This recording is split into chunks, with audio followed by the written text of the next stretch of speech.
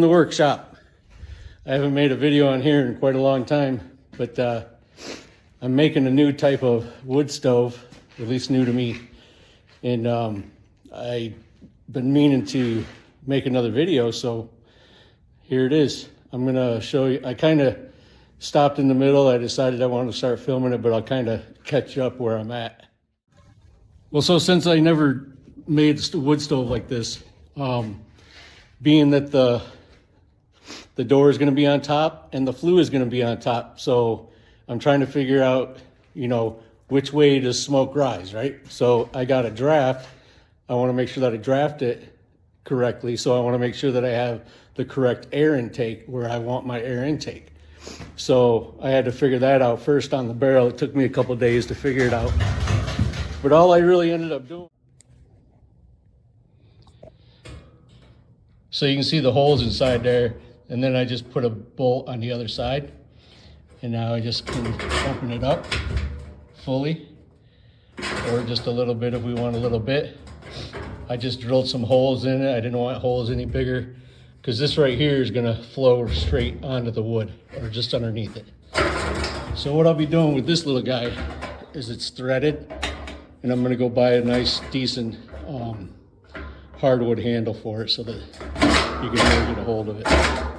And all I really did for here was just cut it out with a grinder, cutting blade. Yeah, okay.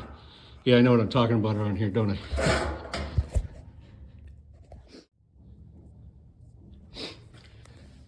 So these guys right here are the cutouts. Those right there are the cutouts for my full barrel flat metal tops that I make. Those are for 2 feet by 2 feet, full 55-gallon barrel flat tops. See, that's a big one, and that's the half size. So I make both.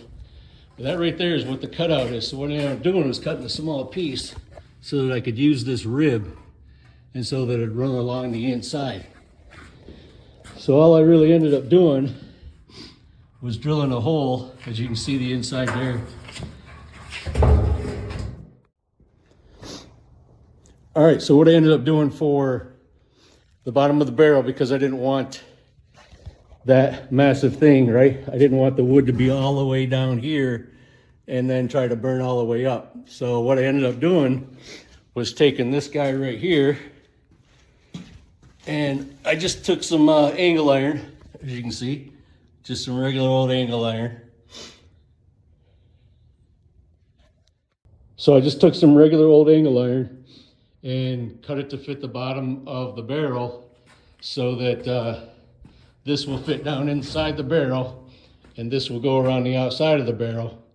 So you can put your wood right on that, but it's raised up off the bottom so all your ash can fall through. And the airflow should flow right about here on the wood.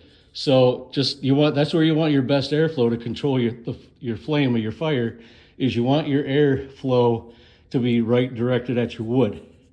That way it comes in, hits the wood, goes right up to the flue and out the stovepipe.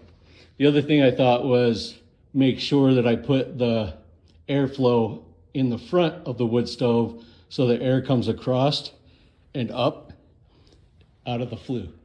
All right, there it is. If you're a welder out there, I don't want to hear it. I'm not a really good welder. I'm still learning. I got a small MIG welder. I don't think it's too bad. Not bad for a rookie. All right. And like I said, it's got legs there to hold it up off the bottom. This will be filled with ash in the bottom of the barrel. I figure that should probably take, I don't know, if you use it every day, it'll probably take a couple years to fill up that much ash. Living in Alaska, I don't know, I'd probably fill it out once a year. So with this particular barrel, what I ended up doing was getting a barrel that has two ends. So this end comes off, it's removable, and I made this my bottom, this end my bottom, so that at some point, if you had to clean it out, you could just flip it over, take the bottom off, dump it out, put the bottom back on, and then you're ready to rock and roll again. Too easy. There you have it. All right, so like what I was saying, because this door is going to be here, and the flue is going to be right above it. So, you know, is the smoke going to want to come out of here? You know, or is the smoke going to want to come out of here if I get good draft? Obviously, if I draft it right and goes right outside of the roof, then there should be a good crosswind that should be able to just suck that smoke right out of the flue in the stovepipe. But just to make sure, what I ended up doing was I got online and found some of this fiberglass sealant that they make for wood stoves, and I realized that there was a nice little edge around here, and this is real nice and thin, so it's not going to impede the closing of the door. So I'm just going to end up putting this right around here, all the way around. It's self-adhesive. If not, I got some nice high heat glue for it. But that should seal up the door, make it airtight. Then all my air is coming from underneath. All my air is coming up through there, and then it should go right out through the flue and up through the stovepipe, theoretically. But at the end of this video, we're going to burn it and we're going to find out. All right, so I got this sanded down. I got all that nasty paint off of it like I do with all of my barrels. I make sure I sand all of that crap off because that old paint's toxic, you know? So I'm not a big fan of this stuff. So she's all sanded down. She's ready to get the kit installed and all that good stuff. So what I started doing was, this is going to be an upright, standing upright wood stove. And I ended up finding some equipment that I thought I might be able to make it with. This is a 10 by 10 door, which should work out pretty good. 6-inch flue, which just straps down to the top. You can put a little bit of sealant probably right in there if you want to get it nice and airtight, which I will probably do. So I found those to go on the top of the barrel. This is a burn barrel I make, so somebody ordered a burn barrel, so there it is. All right, so there's the equipment that I need. This is really cool, except for it's bigger than it looked on Amazon. So I was gonna drill a hole and stick it on there so the customer had a way to open the door, but that doesn't look right. It's way too big. So I'm gonna find a smaller one and make it look right.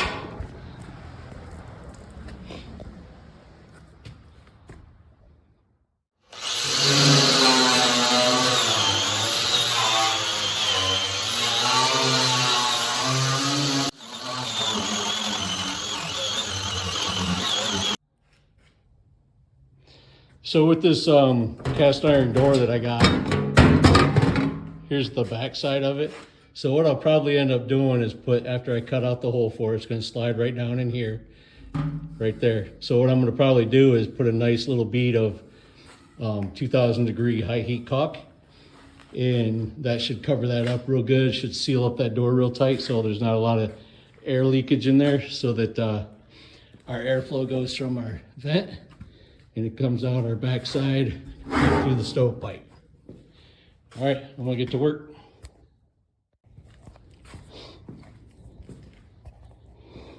All right, so I got it all sanded down. It's looking all good. I got the bottom in and I got the bottom on. Remember I said that this has the removable, one end is removable. You're gonna need that if you wanna put any kind of bottom in there, false bottom or whatever you wanna call it, but something for the wood to sit on. So the wood's gonna be sitting right about here. So it gives me a good foot or so. And then I got 2 feet worth of burn space. So now all I'm doing now is setting up my cast iron door and my cast iron flue, making sure it's straight. I'm trying to keep it close to this edge, but not too close because I don't want it to go through here, obviously. So, and my flue is straight above it. And right now all I'm gonna do is go around and mark the inside of that and then cut it out. Same thing with this. I'll mark it all the way around the edge here because it's got these little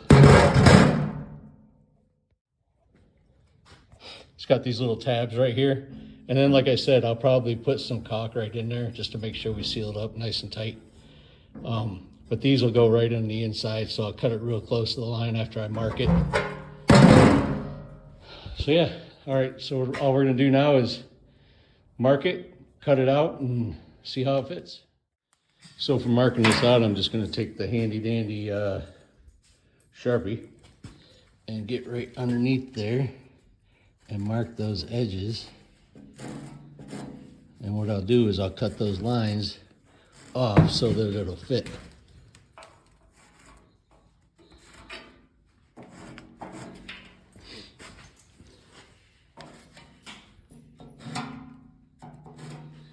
So when cutting, you can use the cutting wheel on the grinder, or I like to drill a hole and then I just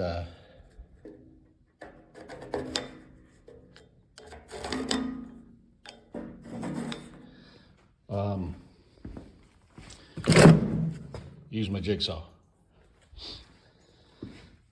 That's always seems to have worked for me, so that's what I do. All right, now we're gonna cut some holes and move from there.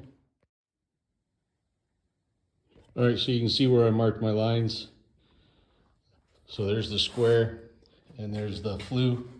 So I'm gonna just go ahead and cut just basically right on the line. I'm gonna cut the line off and it should fit pretty good, but we'll see if we have to make any adjustments after we get it cut. All right, on to cutting.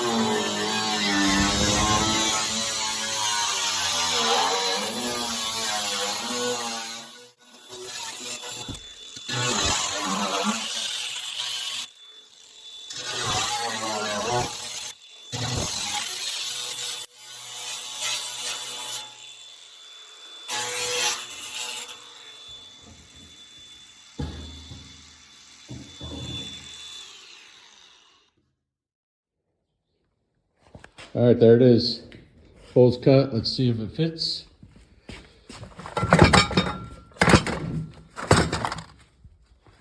All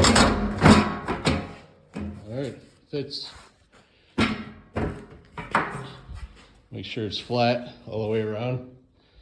Like I said, I'm gonna put some high heat caulk underneath there so it seals it right up. There you have it.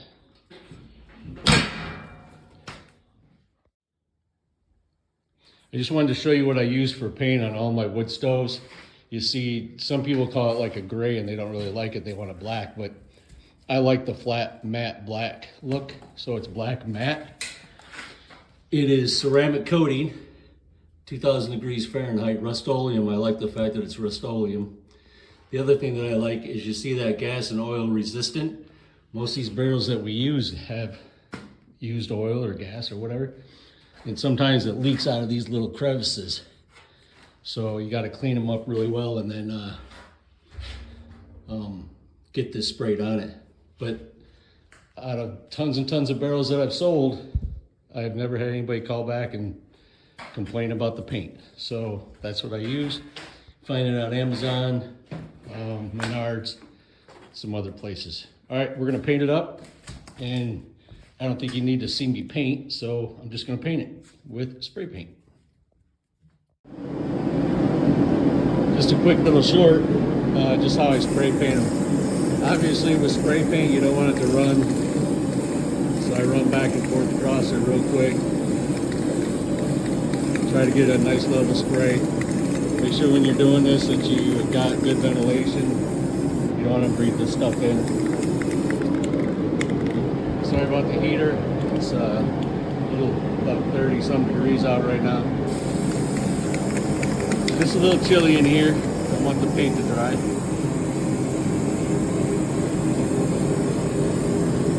And that's it. All right, we got it all painted up. Now we're gonna go ahead and fill in this little crevice right here with a little bit of this 2000 degree furnace cement. I use it all the time, so it works pretty good. We're not gonna use much because I don't want to squirt all over the top of the barrel. Just enough because I can screw it down. I'm gonna put a couple bolts in it. But just enough to try to seal that up a little bit better so we get a better airflow.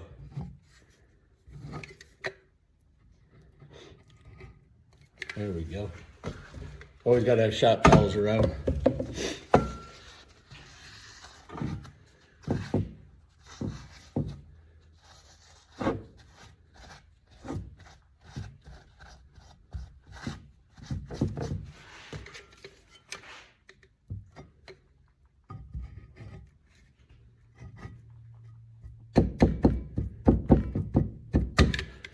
All right, there we go. Now we're gonna put the flue on.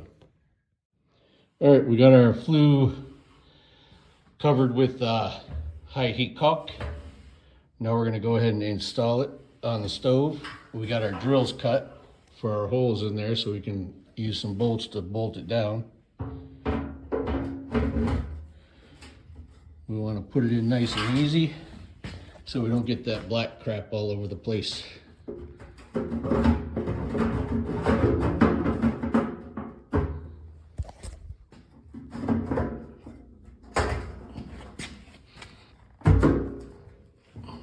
There you have it. Now I'm going to bolt it down.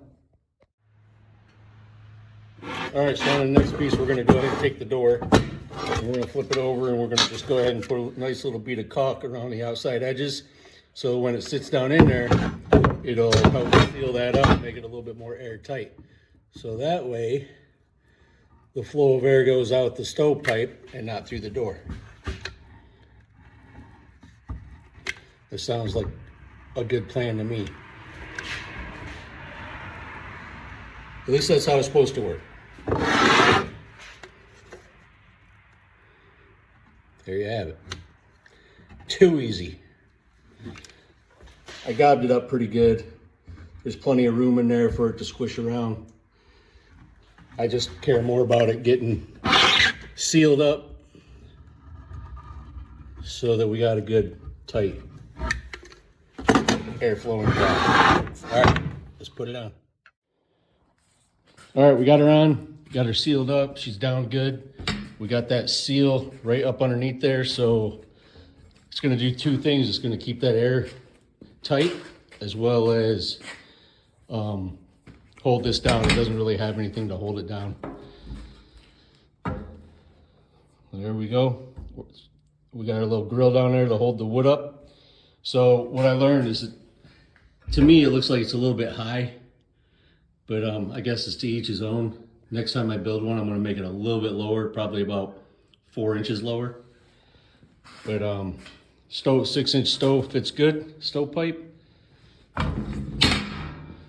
And that's it. I mean, I got people that keep asking me about these guys, so I gave it a shot.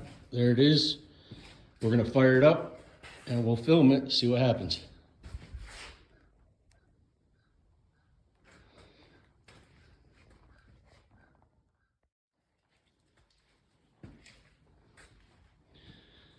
I got a stand-up wood stove.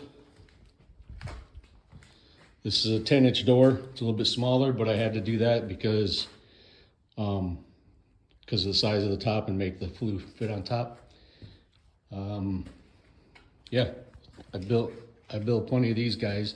Got the flat tops and the half regular, but I wanted to try one of these guys, see how it turned out. I ended up manufacturing or fabricating a grill down at the bottom for all your wood to hold.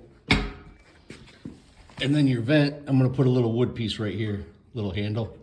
Put your vents right here, open it up, close it. There you have it. Plenty of smoke coming out the chimney, then through the door, no backflow through the vent. Okay, there it is.